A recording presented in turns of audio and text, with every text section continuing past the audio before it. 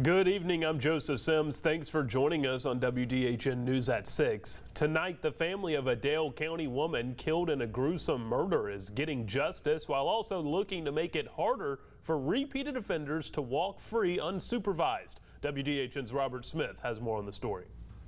The family of Sherry Clark, who was killed gruesomely at the end of last year, is a bit relieved almost a year later after James Johnson pled guilty to capital murder. I don't think he could have denied anything, and I think that the guilty plea brings a small bit of closure to our family so that we can start moving forward.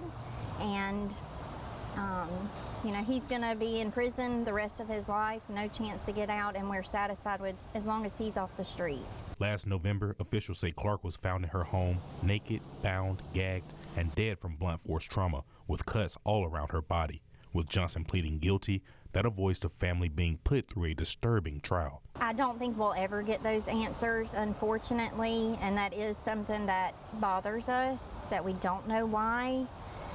Because what he did to my mother is just inhuman. Just a week before the brutal murder, Johnson was released from the Florida Department of Corrections and was staying with his mother, who lived next door to Clark.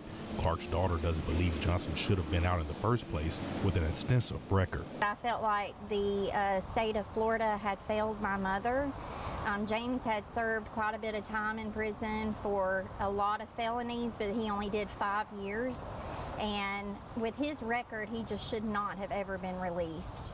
The patterns of escalation were there, and I don't know who missed it, but my mother paid the ultimate price with her life. That's why King started a petition pushing Sherry's Law that would make sentences run concurrently and consecutively when there are multiple felonies within one arrest, and better monitor repeated offenders after the end of a sentence. These people are walking everywhere around us. They really are. We never expected this to happen to our family, and it could happen to anybody's family.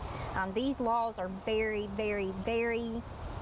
There's a loophole that these guys are able to get out and do these things, and we have to try to find a way to close that. King says her mother was a positive, shining star in her life. She really was somebody that made the world a better place. And I don't think that James knows what he took from our family. Reporting, Robert Smith, WDHN News for the Wiregrass.